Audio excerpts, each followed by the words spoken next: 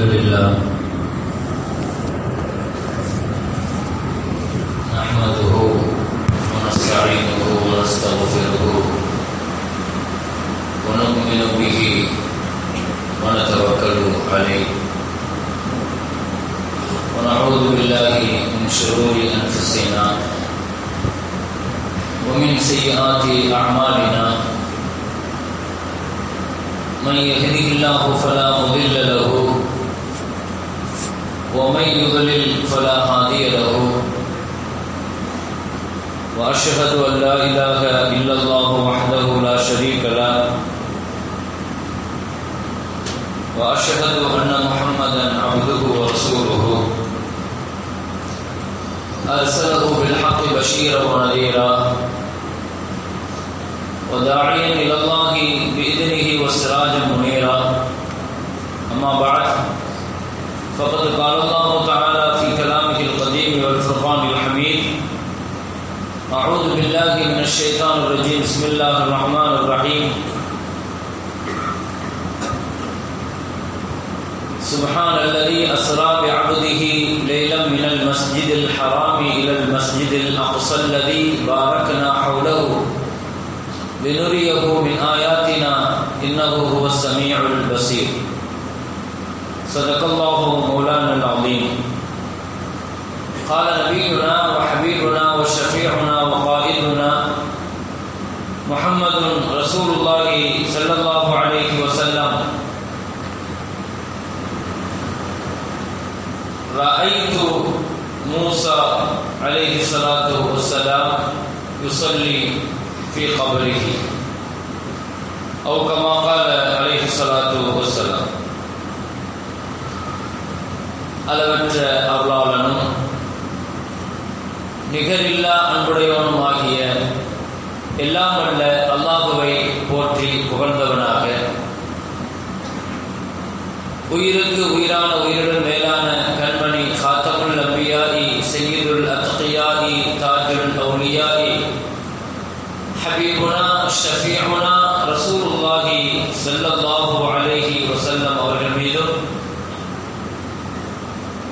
அவர்களின் பரிசுத்த தோழர்கள் குடும்பத்தார்கள் உம்மத்தார்கள் நம் அனைவர்கள் மீதும் அல்லாஹுவின் அன்பும் அளப்பெரும் கருணையும் வந்து சேரட்டுமாக. கண்ணியத்திற்கும் மிகுந்த மரியாதைக்கும் உரிய அல்லாஹுடைய நல்லடியார்களே ஜமாத்தார்களே, ரஜபு மாதத்தினுடைய 27வது இரவிலே நபிகள் நாயகம் ஸல்லல்லாஹு அலைஹி வஸல்லத்தினுடைய வாழ்க்கையில் ரொம்ப முக்கியமான நிகழ்வு, இந்த உம்மத்தினுடைய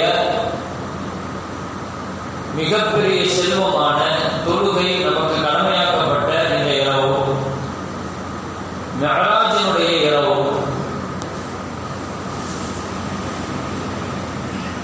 கடந்த நேற்றைய தின ஜும்மாவிலே மிஅராஜ் தான் இந்த உம்மத்திற்கு பலத்தை கொடுத்தது, சக்தியை தந்தது, மாற்றத்தை தந்தது, முன்னேற்றத்தை தந்தது. முஸ்லிம்களுடைய வாழ்க்கையில தொழுகைங்கிறது ஒன்று கிடைச்சதற்கு பின்னால்தான் முஸ்லிம்களுடைய வாழ்வாதாரம் மாறிச்சு, அதிகாரம் கிடைச்சிச்சு, அரசியல் பலம் கிடைச்சிச்சு. தொழுகைங்கிறது இந்த உம்மத்தினுடைய எவ்வளவு பெரிய சொத்து. அது தனி மனித வாழ்க்கையிலிருந்து, ஒரு குடும்பத்திலிருந்து, ஒரு சமூகத்தினுடைய முன்னேற்றங்களிலிருந்து தொழுகையில ஏற்படுகிற மாற்றங்கள் தான் சமுதாயத்தில் மாற்றங்களை உண்டாக்குது. தொழுகையில ஏற்படுகிற பலகீனங்கள் தான் சமுதாயத்தில் பலகீனத்தை உண்டாக்குது. தொழுகையில ஏற்படுகிற இறை எச்சத்தினுடைய கொஞ்சம் கொஞ்சமான குறைவுதான் சமுதாயத்தில் எல்லா விஷயங்களுக்குமான பிரச்சனைகளை, சங்கடங்களை உண்டாக்குது. அப்படிப்பட்ட தொழுகையை நமக்கு தந்த இந்த மிஅராஜினுடைய இரவு, அதை சுற்றி நடைபெற்ற மிஅராஜ்ங்கிற வரலாறு இஸ்லாமிய வரலாற்றில் நபிகள் நாயகம் ஸல்லல்லாஹு அலைஹி வஸல்லத்தினுடைய வாழ்க்கையில ரொம்ப முக்கியமான ஒன்று. கண்டிப்பாக ரசூலுடைய வரலாற்றை படிக்கிறவங்க இந்த வரலாற்றை குறித்து இன்னும் நிறைய பாடங்கள் இருக்குது. இதுல இந்த உம்மத்திற்கு மிஅராஜினுடைய வரலாற்றில் நிறைய படிப்பினைகள் இருக்குது.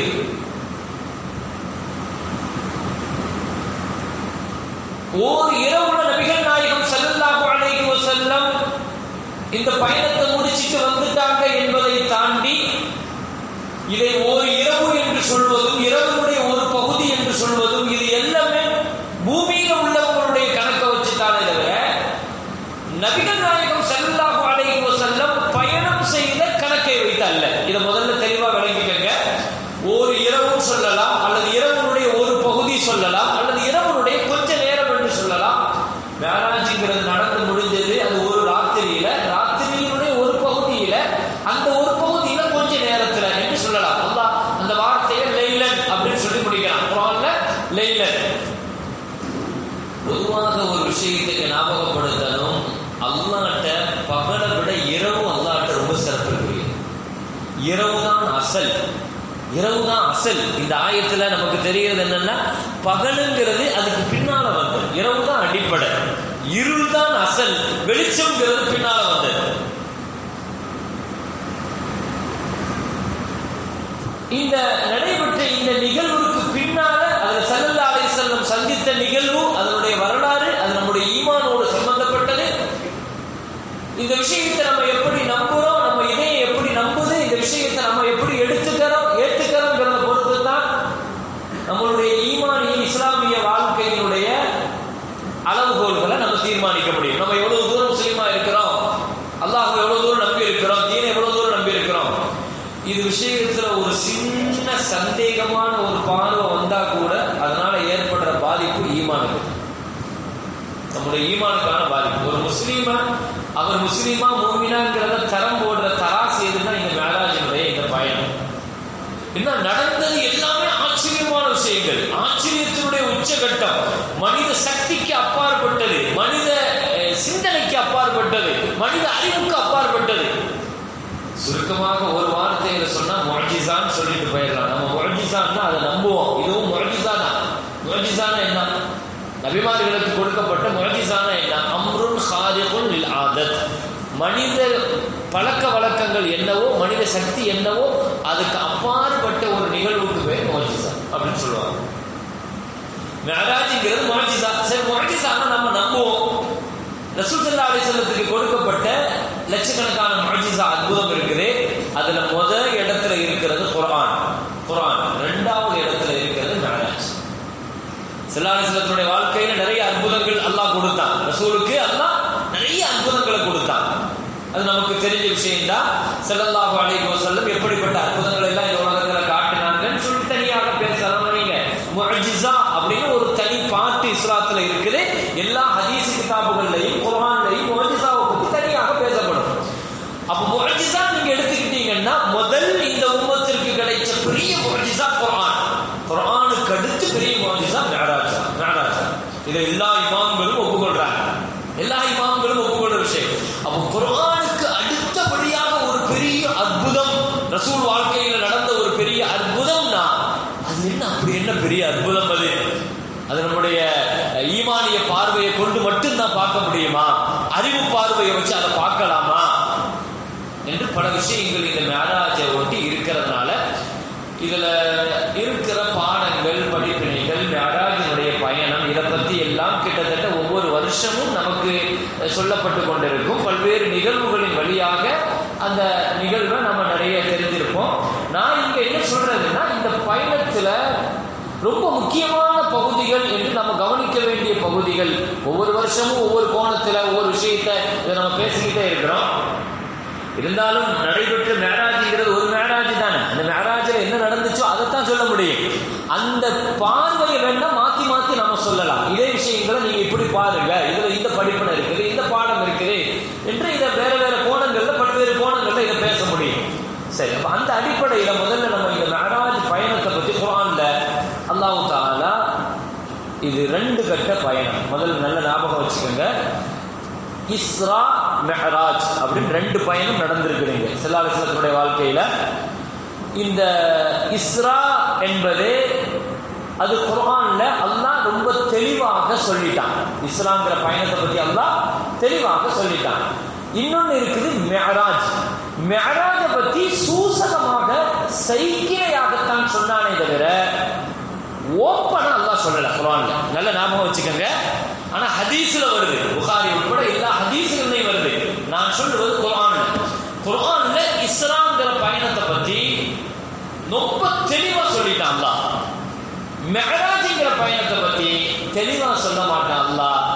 மறைமுகமாக இறைமறை காய்மறை சொல்லுவோம் பாருங்க, அப்படி ரகசியமாக மறைச்சாக்கள் அல்லாஹ் அதை சொல்லுவான் மிஅராஜ் பத்தி. இப்போ முதல்ல நமக்கு தெரிய வேண்டியது இஸ்ரானா என்ன, மிஅராஜ்னா என்ன. இஸ்ராவை பத்தி சொல்லிட்டான். இஸ்ராங்கிறது குர்ஆன்ல அல்லாஹ் தஆலா சொல்ற அந்த இஸ்ராவை பத்தி எப்படி சொல்றான் பாருங்க. இஸ்ராங்கிற சூரா அது சுப்ஹானல்லதி, அல்லாஹ் பரிசுத்தமானவன். அல்லாஹ் முதல்ல அதை ஆரம்பிக்கிற பொழுது எப்படி ஆரம்பிக்கிறான்னா அல்லாஹ் பரிசுத்தமானவன். அல்லாஹ் முதல்ல இந்த வார்த்தையை சுப்ஹானங்கிற வார்த்தை குர்ஆன்ல எங்கெல்லாம் பயன்படுத்தப்படுதோ இந்த வார்த்தையை குர்ஆன்ல நம்ம படிச்ச உடனே நம்ம சொல்லணும் சுப்ஹானக யா ரப்பி. நம்ம சொல்லணும் அல்லாஹ் பரிசுத்தமானவன் அல்லாஹ் சொன்னா போதுமா? அல்லாஹ் சொல்லும் போது நாமளும் சொல்லணும் சுப்ஹானக யா ரப்பி அப்படி நாம சொல்லணும். ரப்பே நீ பரிசுத்தமானவன் தான். நாம் ஒவ்வொருவர்களும் சாட்சி சொல்லணும் அல்லாஹ் பரிசுத்தமானவன், அல்லாஹ் தூய்மையானவன் அப்படின்னு அல்லாஹ் சொல்ல போறான்னு சொன்னா பின்னால ஏதோ ஒரு பெரிய அபாரமான விஷயத்தை பத்தி பேச போறான்னு அர்த்தம். குர்ஆன்ல எங்கெல்லாம் சுப்ஹானங்கிற வார்த்தையை அல்லாஹ் பயன்படுத்துறானோ அதுக்கு பின்னால மனித அறிவுக்கு எட்டாத ஒரு விஷயத்தை பத்தி அல்லாஹ் பேச போறான்னு அர்த்தம். நீங்க குர்ஆன்ல எல்லா இடத்துலயும் எடுத்து பாருங்க. அப்ப என்ன அர்த்தம்னு சொன்னா அல்லாஹ் பரிசுத்தமானவன் சொல்லி அந்த வார்த்தையை ஏன் ஆரம்பிக்கிறான்னா இந்த நிகழ்வை ஒட்டி சில பேர்களுடைய அறிவுக்கு எட்டாததுனால அதை விமர்சிப்பாங்க அல்லது சந்தேகம் நினைப்பாங்க, இப்படி நடந்திருக்குமான்னு நினைப்பாங்க. இப்படியெல்லாம் சொன்னதுல இருந்து அல்லாஹ் பரிசுத்தமானவன் சொல்லிட்டான்னாலே அடுத்து அல்லாஹ் ஆரம்பிக்கிறான். எப்படிப்பட்ட அல்லாஹ்? அஸ்ரா பிஅப்திஹி லைலன், தன் அடியாரை இரவு நேரத்தில் அவன் அழைத்து சென்றான். அஸ்ரா பிஅப்திஹி லைலன், தன் அடியாரை இரவு நேரத்தில் அழைத்து சென்றான். மிஅராஜ்னு சொன்னா அதை பத்தி குர்ஆன்ல தெளிவா சொன்ன இந்த வசனம் நம்ம கல்புல அப்படியே ஏறியது, அதனுடைய பொருள் நம்ம இதயத்தில் ஏறியது. அல்லாஹ் அதனுடைய வசனத்தினுடைய ஒவ்வொரு வார்த்தைக்கு பின்னாலேயும் நிறைய கருத்துக்கள் இருக்குது, ஒவ்வொரு வார்த்தையும் நிறைய அர்த்தங்கள் பொதிந்தது. அப்ப அதனால சுப்ஹானல்லதி, அல்லாஹ் பரிசுத்தமானவன். அல்லது அவன் எப்படிப்பட்டவன்? அஸ்ரா பிஅப்திஹி லைலன், தன் அடியாரை இரவு நேரத்தில் அவன் அழைத்து செல்கிறான். நீங்க நல்ல கவனிக்கணும், ரசூலுல்லாஹ்வாக வரல, ஜிப்ரீல் கூட்டு போகல, கூட்டு போனது அல்லாஹ். அல்லாஹ் தான் அழைச்சான், அல்லாஹ் தான் அழைச்சிட்டு போனான். எப்ப அல்லாஹ் கூட்டு போனான்னு ஆயிடுச்சோ எல்லா சந்தேகங்களுக்குமான விட முடிஞ்சு போச்சு. ஏன்னா ரப்பு கூட்டு போயிட்டான்னா அது அல்லாஹ்வுடைய குதிரத்தை சார்ந்தது, அல்லாஹ்வுடைய குதிரத்தை சார்ந்தது. அது எப்படி சாத்தியம்? நபி எப்படி போனாங்க, ஜிப்ரீல் எப்படி போனாங்க, ஒரு இரவுல எப்படி நடந்துச்சு? இது எந்த கேள்விகளுக்கு கூட்டு போனவன் அல்லாஹ், கூட்டு போனது அல்லாஹ். சரி, தன் அடியாரை இரவில் அல்லாஹ் அழைத்து சென்றான். மினல் மஸ்ஜிதில் ஹராமி இலல் மஸ்ஜிதில் அக்ஸா. மஸ்ஜிதே ஹராம், மஸ்ஜிதே ஹராம்னா காபத்துல்லாஹ்வை சுற்றி இருக்கிற அந்த பள்ளிவாசல் மஸ்ஜிதே ஹராம். ஹராமுக்கு ரெண்டு அர்த்தம் இருக்கு. ஹராமுக்கு, ஹராமுடைய மஸ்ஜித் நம்ம சொல்றோம், மஸ்ஜித் ஹராமுக்கு, ஹராமுக்கு ரெண்டு அர்த்தம். ஒண்ணு என்னன்னா ஹராமுங்கிறது தவிர்க்கப்பட வேண்டியது அப்படின்னு, ஹராம் அப்படிதான் சொல்லுவோம். ஹராமுனாலே தவிர்க்கப்பட வேண்டியது, இதுக்கு ஹராம். இன்னொரு அர்த்தம் இருக்குது புனிதமானது, ரெண்டு அர்த்தம் இருக்குது அரபியில். நம்ம இங்க பயன்படுத்துற மஸ்ஜிதே ஹராம்ங்கிறதுக்கு ரெண்டாவது அர்த்தம். மஸ்ஜிதே ஹராம்னு என்ன அர்த்தம்? புனித மஸ்ஜிதான மஸ்ஜிதே ஹராமுக்கு. அப்ப புனித மஸ்ஜிதான, புனித மஸ்ஜிதுங்கிறது காபத்துல்லாஹ்வை சுற்றி இருக்கிற அந்த மஸ்ஜிதே ஹராம். அந்த மஸ்ஜிதில் இருந்து இலல் மஸ்ஜிதில் அக்ஸா, தூரமான மஸ்ஜித் இருக்கு அப்படிங்கிற அல்லாஹ். அந்த தூரமான மஸ்ஜித் அப்படிங்கிறது பைத்துல் முகத்தஸ், ஈலியாங்கிற இடத்துல, ஜெருசலத்துல, பலஸ்தீனத்துல, இஸ்ரேல்ல, எந்த வார்த்தையை வேணாலும் நம்ம போட்டுக்கலாம். இன்னைக்கு இருக்கிற அந்த மஸ்ஜித் பைத்துல் முகத்தஸ் நம்ம சொல்றோம் பாருங்க. அந்த பைத்துல் முகத்தஸ், முகத்தஸ்னாலும் பரிசுத்தமானது. சில வரலாறுகளை பற்றி பேசும்போது நம்ம நிறைய வார்த்தைகளை சாதாரணமாக பயன்படுத்திக்கிட்டே இருப்போம். இந்த மாதிரி மஜ்லிஸ்ல வந்து உட்காரும் போது நமக்கு எந்த நேரத்தில் மார்க்கத்தை பத்தி எந்த இல்மு கிடைக்குதுன்னு நமக்கு தெரியாது. இதுவரைக்கும் மஸ்ஜிதே ஹராமுக்கு நம்ம என்ன அர்த்தம் வச்சிருக்கிறோம்? மஸ்ஜிதே ஹராம், மஸ்ஜிதே ஹராம், மஸ்ஜிதே ஹராம் சொல்லுவோம். ஆனா சில நேரங்களில் நம்ம மனசுல உறுத்தி இருக்கும், ஹராமான மஸ்ஜிதுங்கிறமே, ஹராமான மஸ்ஜிதுங்கிறமே அப்படின்னு மனசுல வந்திருக்கலாம். ஆனா அந்த கேள்விக்கான விடைகள் எல்லாம் சில வரலாறுகளை பேசும்போது நம்ம அதை கவனத்தில் எடுத்துக்கணும். ஏன்னா அடுத்தடுத்த காலகட்டங்கள்ல நம்ம மனசுல அந்த மாதிரியான இடங்களுக்கு போய் நிற்கிற பொழுது அல்லது ஒரு முஸ்லீமுக்கு அப்படியான சந்தேகங்கள் வருகிற பொழுது நாம தெளிவுபடுத்தணுங்கிறதுக்காக வேண்டி அந்தந்த இடங்கள்ல அந்த விஷயங்களை நான் சொல்றேன். இப்போ மஸ்ஜிதே ஹராம், மஸ்ஜிதே அக்ஸா, அல்லாஹ் காபத்துல்லாவை சுத்தி இருக்கிறதுக்கு மஸ்ஜிதே ஹராம்ங்கிறான். மஸ்ஜிதே அக்ஸாங்கிறது பைத்துல் முகத்தஸுக்கு, பைத்துனா வீடுன்னு அர்த்தம், முகத்தஸ்னா பரிசுத்தமான வீடு அப்படின்னு அர்த்தம், பைத்துல் முகத்தஸ். சரி, இந்த பைத்துல் முகத்தஸுக்கு அல்லாஹ் வச்சிருக்கிற பேர் என்னன்னா மஸ்ஜித் அக்ஸான்னு பேர் வச்சிருக்கான். அக்ஸானா என்ன அர்த்தம்னா தூரமான மஸ்ஜித்னு அர்த்தம். தூரமான மஸ்ஜித். சுமார் மஸ்ஜித் ஹராமில் இருந்து மஸ்ஜித் அக்ஸா வரைக்கும் உள்ள தூரம் என்பது இன்றைய கணக்கில் ஒரு 1500 கிலோமீட்டர். ஒரு 1500 கிலோமீட்டர் தூரம். ஒரு அன்றைய காலகட்டத்தில் சுமார் ஒரு 40 நாள் பயணத்திற்குரிய, இன்னைக்கு உள்ள கணக்கில் நான் சொல்லல, விமான பயணத்தை நான் சொல்லல, அன்றைக்கு இந்த ஆயத்து இறங்கிச்சு பாருங்க. இறங்குற காலகட்டத்தில் மஸ்ஜித் ஹராமில் இருந்து மஸ்ஜித் அக்ஸாவுக்கு போகணும்னா சுமார் 1500 கிலோமீட்டர் 40 நாள் பயணம் கொண்டது. நமக்கு தெரியும் இந்த மஸ்ஜிதினுடைய நாயகர் ஹஜ்ரத் இப்ராஹிம் அலைஹிஸ்ஸலாம், அந்த மஸ்ஜிதினுடைய நாயகர் ஹஜ்ரத் சுலைமான் அலைஹிஸ்ஸலாம். இது மஸ்ஜிதே ஹராம் இப்ராஹிம் அலைஹிஸ்ஸலாத்தால கட்டப்பட்டுச்சு. மஸ்ஜிதே அக்ஸா சுலைமான் அலைஹிஸ்ஸலாத்தால கட்டப்பட்டுச்சு. ஸல்லல்லாஹு அலைஹி வஸல்லம் கேட்டாங்க, 2 மஸ்ஜிதுக்கு எத்தனை வருஷம் அப்படின்னு கேட்டாங்க. 40 வருஷம். நான் ஸல்லல்லாஹு அலைஹி வஸல்லம் 40 வருஷம் அப்படிங்கிறது. இப்போ இந்த 2 மஸ்ஜிதுக்கும் உலகத்தினுடைய பள்ளிவாசல்கள் நான் ஏற்கனவே சொன்னேன். உலகத்திலேயே பள்ளிவாசல்கள் சுமார் ஒரு 38 லட்சம் பள்ளிவாசல்கள் உலகத்தில் இருக்கிறதாக ஒரு துபையினுடைய ஒரு நிறுவனம் கணக்கெடுத்துச்சு.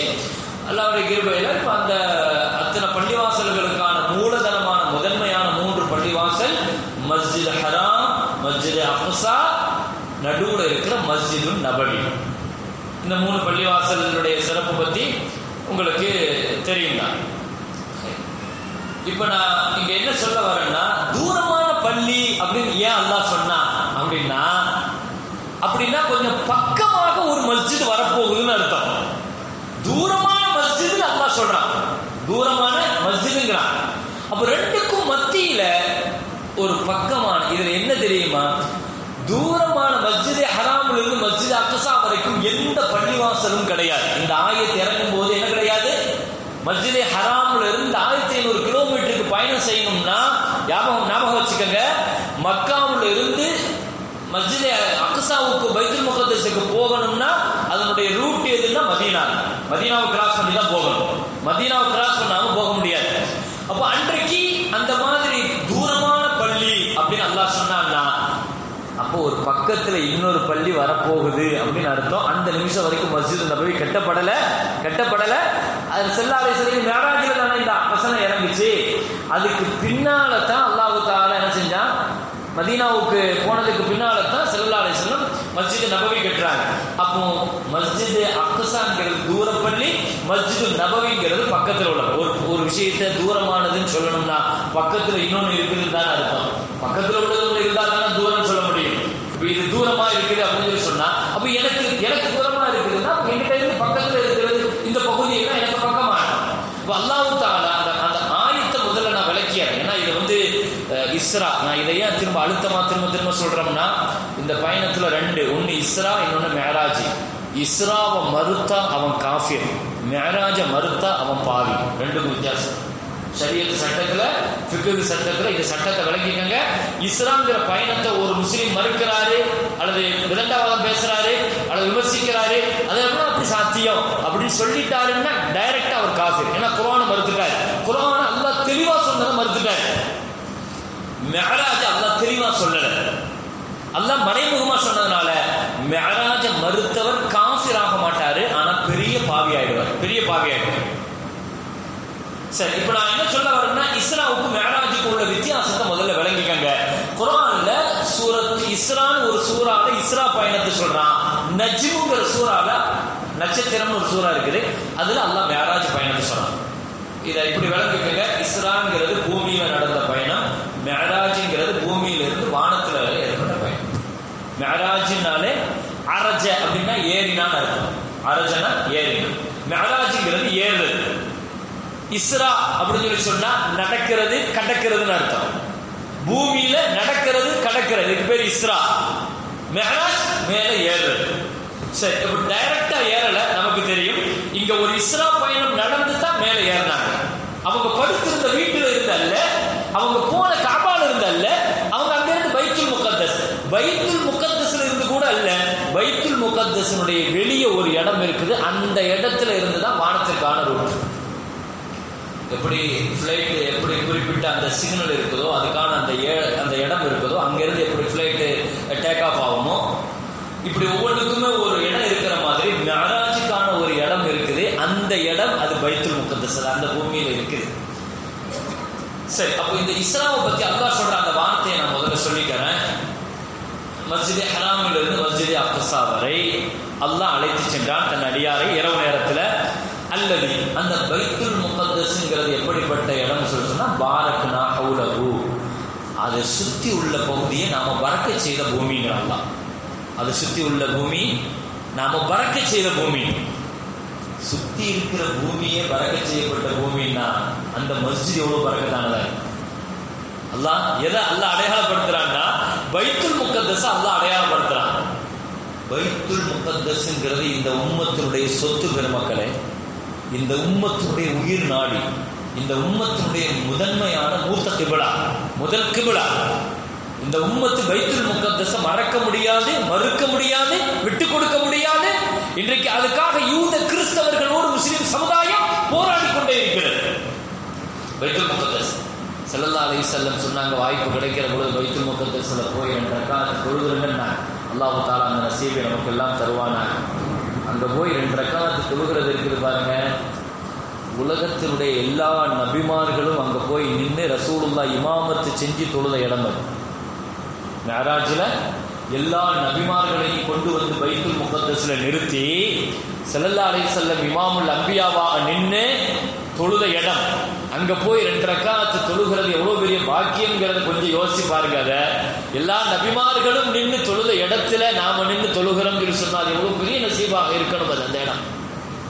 ஸல்லல்லாஹு அலைஹி வஸல்லம் போய் எப்படியாவது 2 ரக்காத் தொழுகுங்கன்னு சொன்னப்ப உம்மு ஹபீபான் ரலியல்லாஹு ஒரு சஹாபி பெண்மணி நம்ம கேட்டாங்க, யா ரசூலல்லாஹ், எங்களால் அப்படி போய் தொழுகிறதுக்கான வசதி வாய்ப்புகளோ சூழல்களோ கிடைக்கலன்னா பைத்துல் முகத்தஸ் என்ன செய்யறது? ஸல்லல்லாஹு அலைஹி வஸல்லம் என்ன சொன்னாங்க தெரியுமா?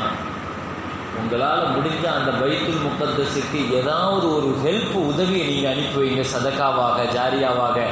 அது ஒரு திரியாக இருக்கலாம், இல்லைன்னா எண்ணெயாக இருக்கலாம். நான் சொல்லலாம், அன்னைக்கு அது ஒரு பெரிய விஷயம். அது ஒரு திரியா இருந்தாலும் பரவாயில்லை, எண்ணெயா இருந்தாலும் பரவாயில்லை, பைத்துல் முகத்தஸுக்கு ஒரு முஸ்லீம்ங்கிற அடிப்படையில் உங்களுக்கு பைத்துல் முகத்தஸுக்கு தொடர்பு இருக்கணும்.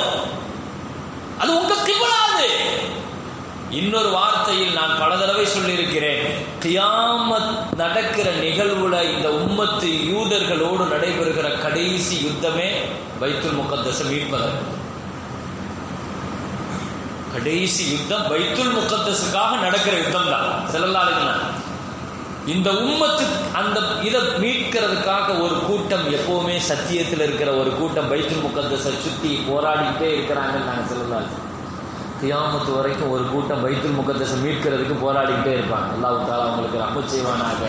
பலஸ்தீன போராளிகள், முஜாஹிதீன்கள் ஒவ்வொரு நேரமும் ஒவ்வொரு நிமிஷமும் மக்களை கொடுத்து, குடும்பத்தை கொடுத்து, உயிரை கொடுத்து, பொருளை கொடுத்து, அல்லாஹ் ஸல்லல்லாஹு அலைஹி வஸல்லம் அவங்களுக்கு கொடுத்த ஒரு வார்த்தை என்ன தெரியுமா? உலகத்தில் யார் சத்தியத்தை விட்டு வெளியே போனாலும் அந்த பலஸ்தீன முஜாஹிதீன்கள் பைத்துல் முகத்தஸை மீட்கிறவங்க மட்டும் எல்லா காலத்திலையும் சத்தியத்தில் இருப்பாங்க. இப்படி ஒரு வார்த்தையை யாருக்காவது சொல்லியிருக்கிறாங்களா? அப்படி ஒரு வார்த்தையை சொன்னாங்க. சஹாபாக்கள் கேட்டாங்க, எல்லா காலத்திலையும் சத்தியத்தில் இருப்பாங்க ஒரு கூட்டம்னா யார் சொல்லலாம்? யார்? ஐனகும், யார் அவர்கள்? மன்னுகும் ஐனகும், யார் அவர்கள்? எங்கே இருக்கிறார்கள்?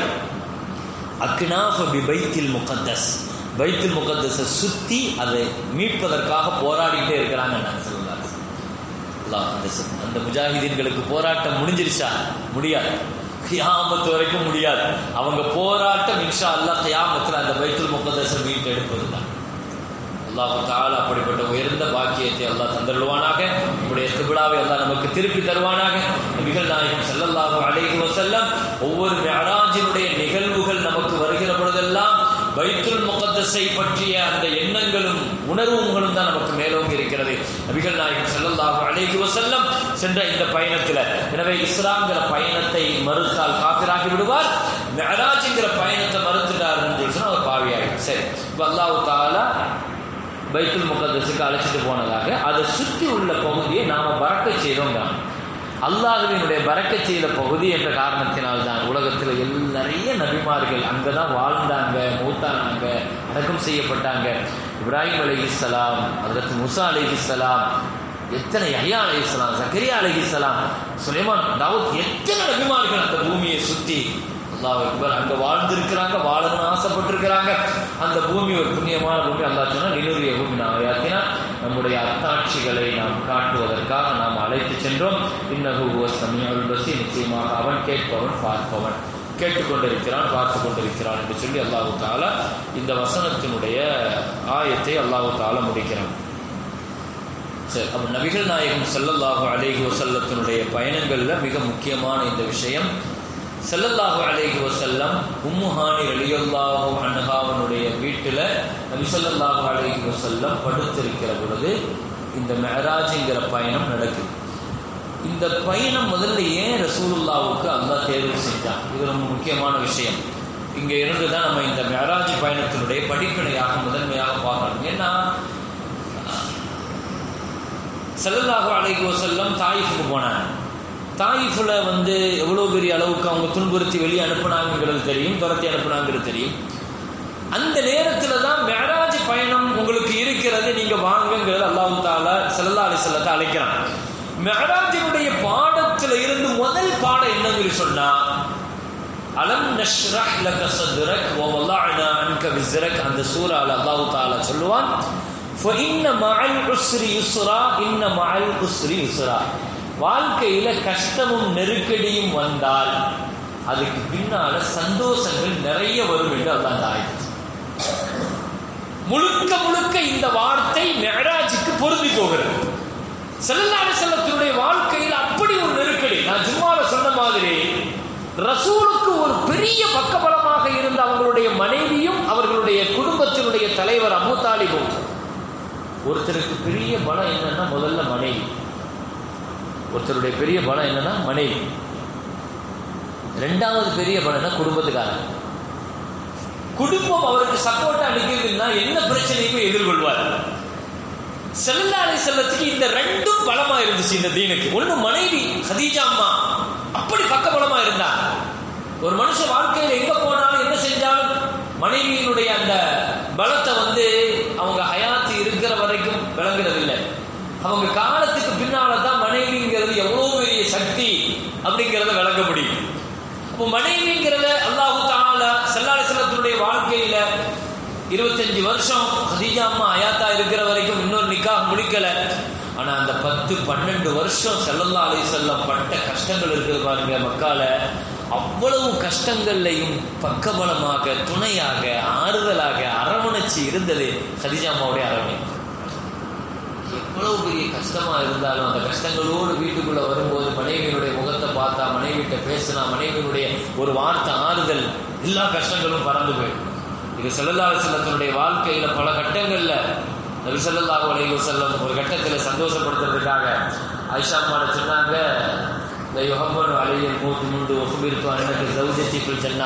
சொர்க்கத்தில நீ தான் என் மனைவி என்று இல்லை. அப்பா அல்லாஹ் எப்போ சொன்னானோ அந்த நிமிஷத்துல இருந்து எனக்கு மௌத்து கூட லேசாயிடுச்சு. நான் சொல்லலாம், எவ்வளோ ஒரு சந்தோஷமான வார்த்தை. தன் மனைவிட்டு அப்படி ஒரு வார்த்தையை சொன்னான். ஸல்லல்லாஹு அலைஹி வஸல்லம் கேட்டாங்க, மன் அஹப்புன் நாஸி இலைக யா ரசூலல்லாஹ், மக்கள்ல உங்களுக்கு ரொம்ப பிடிச்சமானவங்க யாருன்னப்போ தன் மனைவி ஆயிஷா அம்மாவுடைய பேரை தான் சொன்னாங்க.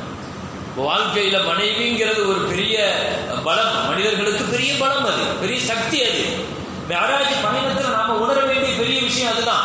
ரசூலுக்கு மிஅராஜ் ஏன் கொடுத்தான்? மனைவி இழந்துட்டார் ஸல்லல்லாஹு அலைஹி வஸல்லம். அது வரைக்கும் ஸல்லல்லாஹு அலைஹி வஸல்லத்துக்கு கதீஜா அம்மா ஹயாத்தா இருக்க வரைக்கும் வேற எந்த நிக்காஹும் நிக்கலையே. ஒரு ஆணி வேறாக ஆலமரமாக நின்ன தன் மனைவி இழந்துட்டாங்க. குடும்பத்துக்காரங்களுடைய தலைவராக அபூ தாலிப் பெரிய சப்போர்ட்டா நின்னாரு. குடும்பத்தினுடைய பலம் அப்படியே பலகீனமாயிடுச்சு. அபூ தாலிபுக்கு பின்னால குடும்பத்தில் உள்ள அபூ லஹபா இருக்கட்டும், எல்லாருமே அபூ தாலிப் பக்கபலமானார். 2 சிறகொடிஞ்ச மாதிரி ஆயிடுச்சு. அதுக்கு பின்னால தான் ஸல்லல்லாஹு அலைஹி வஸல்லம் தாயிஃபுக்கு போனாங்க. தாயிஃபும் தோல்வி, நடுவுல வந்து நிக்கிறாங்க. இங்க நீங்க யோசிக்கணும், அல்லாஹ் தஆலா கஷ்டத்தை தருன்னு சொல்லும் போது ஒரு கஷ்டம்ங்கிறான் அல்லாஹ். இன்னமால் உஸ்ரி யுஸ்ரா, இன்னமால் உஸ்ரி யுஸ்ரா. அதுக்கு அந்த ஆயத்துக்கு என்ன அர்த்தம்னா, கஷ்டம் வந்துட்டுன்னா சந்தோஷம் வரும் ஒரு தடவை சொல்லிட்டு, அடுத்து சொல்றான் கஷ்டத்துக்கு பின்னால இன்னொரு சந்தோஷம், 2 சந்தோஷம் வரும். ஒரு கஷ்டம் தான், 2 சரி அல்ஹம்துலில்லாஹ். அல்லாஹ் தஆலா ஸல்லல்லாஹு அலைஹி வஸல்லத்துக்கு அப்படிப்பட்ட ஒரு வாய்ப்பை தான் கொடுத்தான். வந்து நிற்கிறாங்க, மக்காவில் வந்து நின்னாங்க. தாயிஃப்ல மக்காவுக்குள்ள போக முடியல, தாயிஃப்ல இருந்து விரட்டப்பட்டிருக்கிறாங்க, யாருமே இஸ்லாத்தை ஏற்றுக்கொள்ளல. இந்த நிலையில நிற்கிற பொழுதுதான் அல்லாஹ் தஆலா ஜிப்ரீல் அலைஹிஸ்ஸலாத்தை அனுப்பி அல்லாஹ் சொன்னான், நபியே மனிதர்கள் கைவிட்டார்கள் நினைக்காதீங்க, ஜின்னுகள் உங்கள் கை பிடிப்பார்கள், ஜின்னுகள் உங்கள் கரம் பிடிப்பார்கள். தாயிஃப்ல இருந்து வெளியே வந்து கஷ்டப்பட்டு கவலையோடு மக்காவுக்குள்ள போக முடியல, தாயிஃப்ல துரத்திட்டாங்க. ரத்த வெள்ளத்துல ஸல்லல்லாஹு அலைஹி வஸல்லம் தக்பீர் கட்டி நின்று தொழுது அழுகுறாங்க.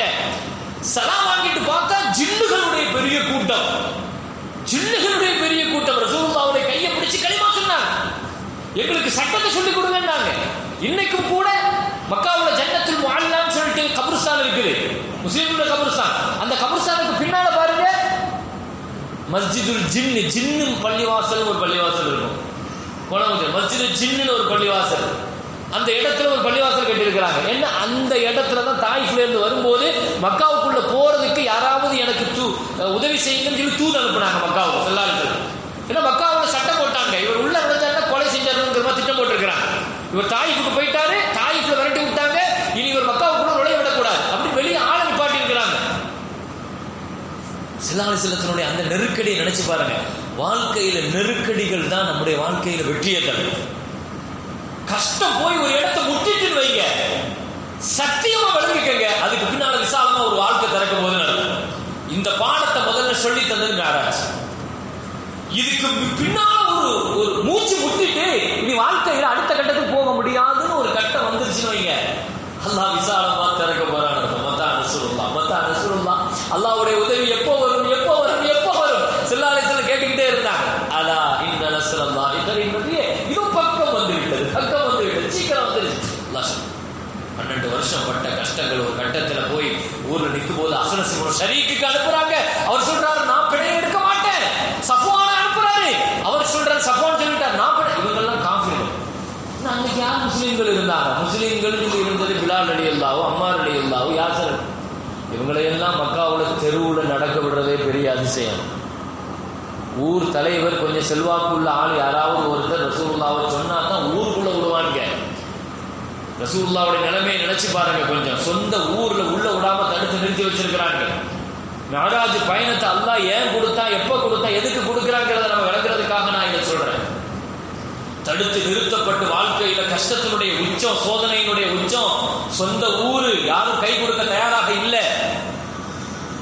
அஹ்னஸ், சஃப்வான், சுஹைல் 3 தலைவர்கள்ட்ட அனுப்புனாங்க, எப்படியாவது பிணையை எடுத்து உள்ள எடுங்க, பிணையை எடுத்து உள்ள எடுங்க. ஊர் சட்டம்லாம் போட்டிருக்கிறாங்க. அதுக்கு முன்னால 3 வருஷம் பாய்கேட் பண்ணி ஒதுக்கி வச்சாங்க. ஊரை விட்டு யாருமே புழங்க கூடாது, பயன்படுத்தக்கூடாது. அப்படி இலை தலைகளை சாப்பிட்டு அந்த வறுமையில மூத்தானது தான் அபூ தாலிபும் கதீஜாவும்.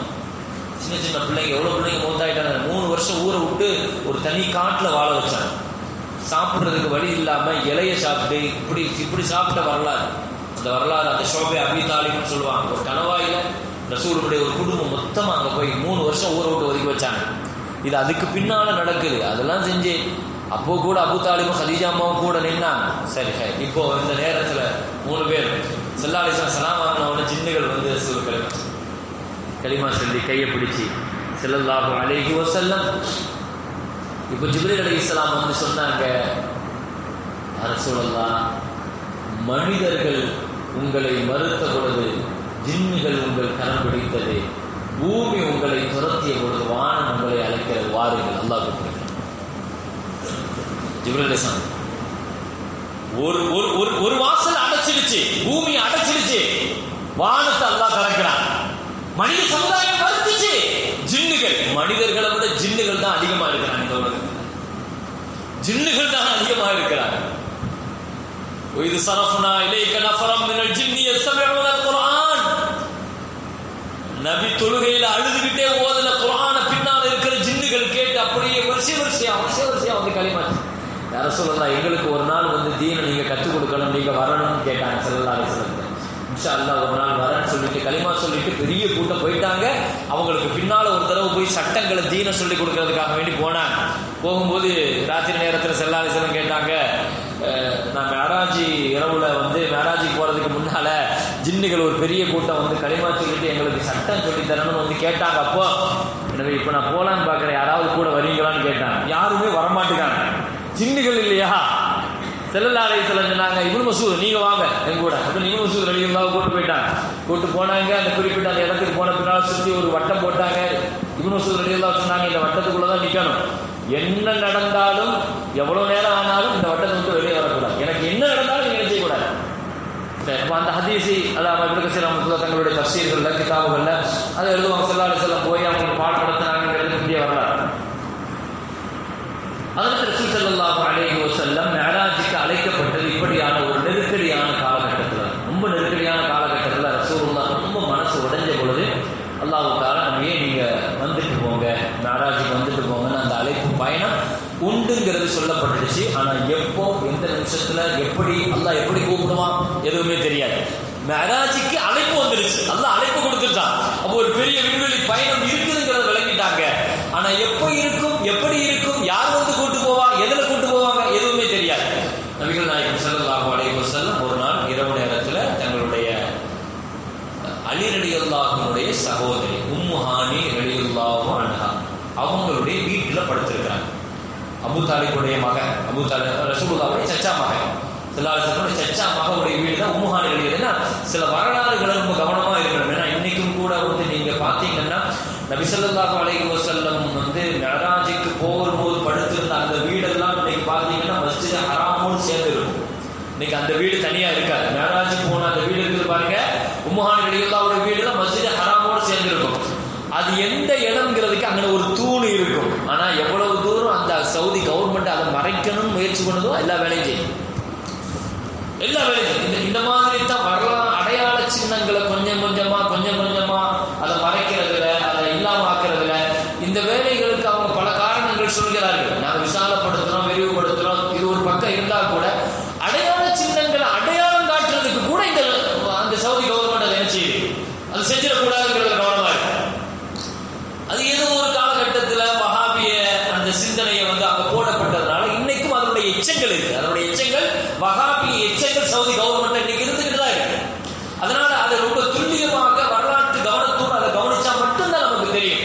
அப்ப அந்த இடங்கள்ல உம்மு ஹானி ரலியல்லாஹுடைய வீடு விவரமானவங்கள்ட்ட கேட்டீங்கன்னா, வரலாறு படிச்சவங்கள்ட்ட கேட்டீங்கன்னா அதை தெளிவா கொண்டு போய் காட்டிடுவாங்க. இந்த இடம் தான் மிஅராஜ் நடந்த இடம்ங்கிறதுக்கு அங்க ஒரு போர்டு எல்லாம் வச்சு அதை பத்தி அந்த வாசல் எவ்வளவு முக்கியமான வரலாறு நிகழ்வு. அது குறைஞ்சபட்சம் அந்த இடத்துல எழுதியாவது வைக்கலாம் இல்லையா? ஆனா அதை என்ன செய்ய மாட்டாங்க. அல்ஹம்துலில்லாஹ் அந்த உம்மு ஹானி ரலியல்லாஹுடைய வீட்டுல அதாவது ஸல்லல்லாஹு அலைஹி வஸல்லம் இரவு நேரத்துல படுத்திருக்கிற போது அந்த ஜிப்ரீல் அலைஹிஸ்ஸலாம் வந்தாங்க. வந்து அதற்கு ரசூல் ஸல்லல்லாஹு அலைஹி வஸல்லத்தை ஹத்தீமுக்கு அழைச்சிட்டு போனாங்க. ஹத்தீம்னா உங்களுக்கு தெரியும், அந்த காபாவினுடைய அரை வட்டம் இருக்குது பாருங்க. மிஅராஜ்ங்கிறது டைரக்டா வீட்டுல இருந்து நேரடியாக போகல. ரசூல் உம்மு ஹானி ரலியல்லாஹுடைய வீட்டுல இருந்து காபத்துல்லாஹ்ல ஹத்தீமுக்கு கொண்டு போனாங்க. ஹத்தீம்ங்கிறது அரை வட்டம். அந்த ஹத்தீமுல வச்சு ஒரு ஆபரேஷன் நடந்துச்சு. ஸல்லல்லாஹு அலைஹி வஸல்லத்திற்கு ஒரு ஆன்மீக ஆபரேஷன் ஒன்று முதல்ல நடைபெற்ற ஒரு heart surgery, open heart surgery ஸல்லல்லாஹு அலைஹி வஸல்லத்திற்கு நடந்தது வந்து ஹத்தீம்ல வச்சு நடந்துச்சு. ஹத்தீம்ல கொண்டு போய் அந்த ஜிப்ரீல் அலைஹிஸ்ஸலாம் வந்து அந்த ஜம்சம் தண்ணீர் அந்த ஸல்லல்லாஹு அலைஹி வஸல்லத்தினுடைய நெஞ்சு பிளந்து ஷக்க சதுரு ஸல்லல்லாஹு அலைஹி வஸல்லத்தின் முபாரக்கான அந்த நெஞ்சு பகுதியை பிளந்து அந்த நபியினுடைய அந்த இதயத்தை எடுத்து அதில் ஜம்சம் நீர்ல கழுவி ஜம்சம் நீர்ல இது பண்ணி அதை உள்ள வச்சு மறுபடியும் அதனுடைய அடையாளங்களே இல்லாம தச்சுட்டாங்க. இருந்தாலும் சில சஹாபாக்கள் சொல்லுவாங்க, அந்த தைக்கப்பட்ட அந்த அடையாளங்களை நாங்கள் பார்த்திருக்கிறோம். நபிகள் நாயகம் ஸல்லல்லாஹு அலைஹி வஸல்லத்தினுடைய விஷயங்கள்ல இந்த ஷக்கு சதுர் அப்படின்னு வந்து ஒரு முஅஜிஸா, ரசூலுடைய அற்புதங்கள் முஅஜிஸாக்கள் சொல்லி நீங்க பாத்தீங்கன்னா இந்த ஷக்கு சதுர் நெஞ்சு பிளந்தது அப்படின்னு ஒரு அற்புதம் உண்டு. ஸல்லல்லாஹு அலைஹி வஸல்லத்தினுடைய இதயத்தை பிளந்து ஈமான் விஷயம். புகார் ஷரீஃப்ல வருது, ஈமான் ஹிக்மத் ரெண்டையும் உள்ள வச்சு நபி ஸல்லல்லாஹு அலைஹி வஸல்லம் சொன்ன அந்த ஹத்தீம்ங்கிற அந்த அரைவட்டம் அந்த இடத்துல வச்சு இது நடைபெற்று அங்கிருந்து இஸ்ராவுடைய புராக் வாகனத்துல பயணம், புராக்குக்கான பயணம். இது இந்த பயணத்தை ஆரம்பிக்கிறதுக்கு முன்னால நான் ஒரு செய்தியை சொல்லியறேன். நான் நிறைய மேராஜ் நிகழ்வுகள்ல பூரா சொல்ற வார்த்தை, இது விண்வெளி பயணம் என்பதை விட விண் ஒளி பயணம்.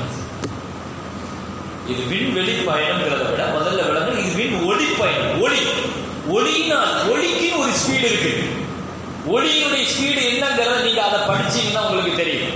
ஒளியினுடைய ஸ்பீடுங்கிறது ஒவ்வொன்றுக்கும் உலகத்தினுடைய பூமியினுடைய வேகம் என்ன, வானத்தினுடைய வேகம் என்ன, நட்சத்திரங்கள், கோள்கள், சந்திரன், சூரியன் ஒவ்வொன்றுடைய ஒளியினுடைய வேகம் என்னங்கிறத நீங்க என்ன செய்யலாம். அதுக்கான ஒவ்வொரு வேகம்ங்கிறத அதனுடைய ஸ்பீடு இருக்கு. ஒவ்வொருடைய பயணிக்கிற ஸ்பீடு இருக்கு. என்ன இதுல அழைச்சிட்டு போன அல்லாஹ், இந்த பயணத்தை அழைச்சிட்டு போன அல்லாஹ் நூறு, அல்லாஹ் நூறு சமம். அல்லாஹ் ஒளிதானே, அல்லாஹ் ஒளிதானே. இதுக்கு துணையாக ஜிப்ரீல் அலைஹிஸ்ஸலாம் வந்து கூட்டு போனாங்க. அவங்களும் ஒளியினால் படைக்கப்பட்டவங்க. ஜிப்ரீல் அலைஹிஸ்ஸலாம் அவங்க ஒளி தானே. அர்ஷ்ல இருப்பாங்க. அர்ஷ்ல இருந்த அடுத்த செகண்ட் பூமியில வந்து நிற்பாங்க. ஜிப்ரீல் அலைஹிஸ்ஸலாத்திட்ட கேட்டாங்க, ரொம்ப வேகமா பூமிக்கு எப்பதான் வந்தீங்கன்னு கேட்டாங்க. பல நேரங்களை சொன்னாங்க. ஒரு டைம் சொன்னாங்க, யூசுப் நபியை கிணத்துல தூக்கி போட்டுட்டாங்க. கிணத்துல போட்டு முங்கிற பொழுது அல்லாஹ் சொன்னா அவர் முங்கிற கூடாது, ஒரு சின்ன கட்டையை கொடுத்து அவர் நிப்பாட்டி வைங்கன்னு அல்லாஹ் சொன்னா. போட்டு அவர் தண்ணியை சந்திக்கிறதுக்குள்ள நான் கிணத்துக்கு வந்துட்டேங்க. எங்க நின்னாங்க அரிசிக்கிட்ட இருந்தவங்க எங்க என்ன செய்யறாங்க. அதே மாதிரி இப்ராஹிம் அலைஹிஸ்ஸலாத்தை நெருப்புல போட்ட உடனே அவ்வளவு வேகமா வந்தேன். இஸ்மாயில் அலைஹிஸ்ஸலாம் கழுத்துல கத்தியை வச்ச உடனே அவ்வளவு வேகமா வந்தேன். கத்தி அறுத்துற கூடாது, கழுத்தை லேசா கூட பதம் பார்த்துட கூடாது. கத்தியை வச்சுட்டாரு, நீ போனதான் சொன்ன. அப்ப எவ்வளவு வேகத்துல வந்திருப்பாங்க. அரிசில இருந்து இங்க வரைக்கும் உள்ளது எவ்வளவு தூரம் இருக்குது, எவ்வளவு தூரம் இருக்குது. அதைத்தான் மேராஜியா நம்புறீங்க அப்படின்னு சித்திக் ரலியல்லாஹு அவங்க போய் அபூஜஹல் கேட்டான். இப்ப இவ்வளவு நாள் நம்புன சரி, இதை ஏன் நீ நம்புற? ஒரே இரவுக்கு போயிட்டு வந்துட்டாருங்கிறது இதை நம்புறது கூட கொஞ்சம் கூட அறிவால சிந்திக்க மாட்டியா அப்படின்னு சொன்னப்பா சித்திக் ரலியல்லாஹு சொன்னாங்க, இன்னில உஸத்திஹு ஃபீமா பஅத, இதை விட பாரதூரமான விஷயத்தை எல்லாம் நான் நம்பிட்டு இருக்கேன் தெரியுமா. அரிசில இருக்கிறவர் அடுத்த நிமிஷம் இங்க வந்துட்டு வகையை சொல்லிட்டு போறாருன்னு நான் நம்புறேன். அவன் அப்படியே செத்துட்டான் அபூஜஹல். இது என்ன கூட்டம் தெரியலையே, இப்படி நம்புற கூட்டம் இருப்பாங்களா உலகத்துல. அதனால தான் அல்லாஹ் தஆலா மிஅராஜ்ல சித்திக்னு அல்லாஹ் பேரை கொடுத்தான். சித்திக் ரலியல்லாஹுக்கு சித்திக்னு பேரை கொடுத்தது மிஅராஜ்ல தான் அல்லாஹ் தஆலா அந்த பேரை கொடுத்தான். சரி, அப்ப இது ஒரு ஒளி பயணம். அது அல்லாஹ் ஒளியினானவன், ஜிப்ரீல் அலைஹிஸ்ஸலாம் மலக்குமார்கள் ஒளியினால் படைக்கப்பட்டவர்கள். புராக் வாகனம் அதுவும் ஒளிதான், ஒளி வாகனம் தான் புராக்கு. அந்த வாகனம் அதனுடைய சைஸை பத்தி ஹதீஸ்ல வருது. குதிரையை விட கொஞ்சம் சின்னதாக இருக்கும், கழுதையை விட கொஞ்சம் பெருசா இருக்கும். ரெண்டுக்கும் மத்தியில ஃபௌகல் ஹிமார் தஹ்தல் ஹிசான் ஹதீஸ்ல வருது. குதிரையை விட கொஞ்சம் ஹைட் கம்மி. அந்த புராக்கினுடைய அந்த அளவு, அது வாகனம், அது கண்ணி, அதனுடைய தூரம், அது பயணம், இது எல்லாமே தெளிவாக ஹதீஸ் ஷரீஃப்ல எல்லா விஷயங்களுக்கும். ஏன்னா இந்த உம்மத்து பெரிய பாக்கியம் பெருமக்கள். இந்த உம்மத்துல வந்து எந்த வரலாற்றையும் சஹாபாக்கள் இந்த உம்மத்துக்கு பெரிய பாக்கியம் செஞ்சுட்டாங்க. நம்ம எதுக்குமே திணற தேவையில்லை, நம்ம நம்பினா மட்டும் போதும். அவ்வளவு தெளிவாக எழுதி வச்சுட்டு போயிட்டாங்க. வரலாற்றினுடைய எந்த பகுதியையும் அவங்க விட்டு வைக்க, சின்ன சின்ன விஷயங்களை பெரிய விஷயங்கள் வரைக்கும் எல்லாத்தையும் தெளிவாக எழுதி வச்சுட்டாங்க.